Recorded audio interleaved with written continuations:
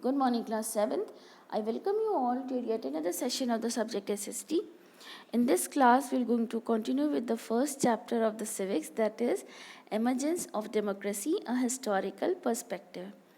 In our last classes, we have seen that from where this idea of democracy got emerged, then how it traveled all around the world, and what were the additions that were made to this idea of democracy.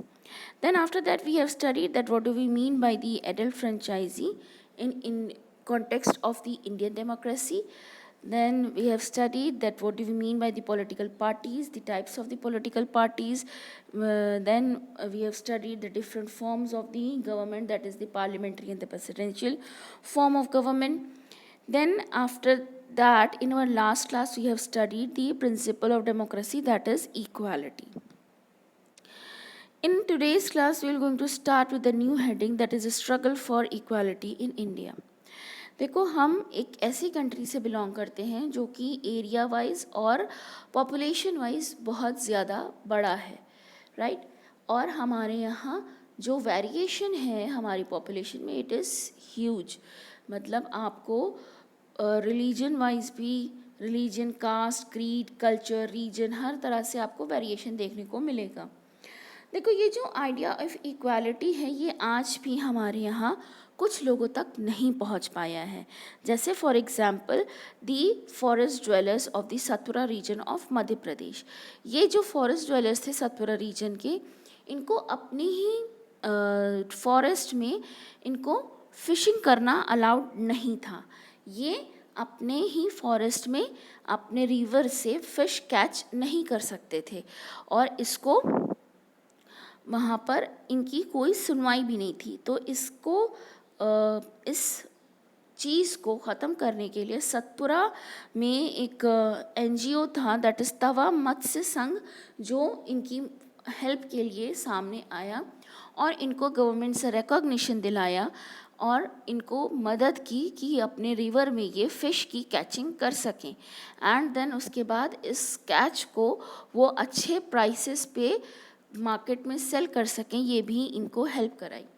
तो देखो, ये जो dwellers थे, forest dwellers थे, ये थे तो Indians, लेकिन इनके पास राइट नहीं थी कि अपने रिवर से खुद ही फ़िश को कैच करके सेल कर सकें.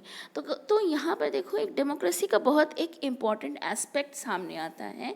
वो है कि हमको खुद, अगर हमारे डेमोक्रेसी में हमको इक्वालिटी नहीं मिल रही है तो हम उस इक्वालिटी के लिए पूरी तरह से फ्री हैं कि हम फाइट कर सकते हैं और अपनी इक्वालिटी को रिस्टोर कर सकते हैं. Then after that the next heading is other significant elements of democracy and the first one is freedom. Again आपकी डेमोक्रेसी में सबसे इम्पॉर्टेंट जो एस्पेक्ट होता है वो होता है freedom. It is the most important pillar of a democracy. अब देखो, ये जो फ्रीडम है, फ्रीडम मीन्स आपको किसी भी तरह की आज़ादी. देखो, ये जो फ्रीडम है हमारी कंट्री में आपको मिली हुई है कई तरह की है. That is the freedom of thought and expression. मतलब आप अपने जो व्यूज़ हैं उसको आप एक्सप्रेस कर सकते हो, आपके जो थॉट्स हैं उनको एक्सप्रेस कर सकते हो किसी भी मीडिया के थ्रू, किसी भी फॉर्म में, चाहे वो प्रिंट मीडिया हो, चाहे वो आपकी इंटरनेट हो, चाहे वो किसी मैगज़ीन के थ्रू हो, चाहे वो किसी आर्टिकल के थ्रू हो. आप अपने पॉइंट्स को, अपने व्यूज़ को एक्सप्रेस कर सकते हो. Then comes the freedom of movement. मतलब आप इंडिया में as a citizen of India आप बिल्कुल फ्री हो कि आप कहीं पे भी जा कर के इंडिया में रह सकते हो, किसी भी स्टेट में जाके रिसाइड कर सकते हो. Then comes the freedom of press. मतलब आप अपने जो भी एक्सप्रेशंस हैं उनको प्रिंट मीडिया में प्रिंट करा सकते हो. अच्छा देखो, देन उसके बाद है आपका फ्रीडम टू फॉर्म एसोसिएशन. मतलब आपको ये फ्रीडम दी गई है कि आप अपने राइट्स के लिए, रिस्टोरेशन के लिए आप कोई भी एसोसिएशन फॉर्म कर सकते हो, जो कि रिलीजियस, पॉलिटिकल, सोशल किसी भी तरह का हो सकता है. अच्छा देखो, ये जो फ्रीडम हमको दी गई है यहाँ पर, it is very essential to note down कि हमारा जो फ्रीडम है वो तब तक हमारे लिए इम्पॉर्टेंट है तब तक हमारे लिए हमारा जो कॉन्स्टिट्यूशन है, वो हमारी जो डेमोक्रेसी, वो हमें फ्रीडम रिस्टोर कराएगी, जब तक कि हमारा फ्रीडम किसी और के फ्रीडम को हैम्पर नहीं कर रहा है। जहाँ पर हमारा फ्रीडम किसी और के फ्रीडम को हैम्पर करने लगता है, वहाँ पर हमारा फ्रीडम सीज कर दिया जाता है। Then next comes the decision making mechanism. किसी भी डेमोक्रेसी में जो डिसीजन मेकिंग मैकेनिज्म होता है, वो आपका कौन होता है? The citizen. सिटीजन ही वोट के थ्रू गवर्नमेंट को इलेक्ट करते हैं, and after the election, after the government got elected, it works on the behalf of the people. Then next comes the accommodation of differences.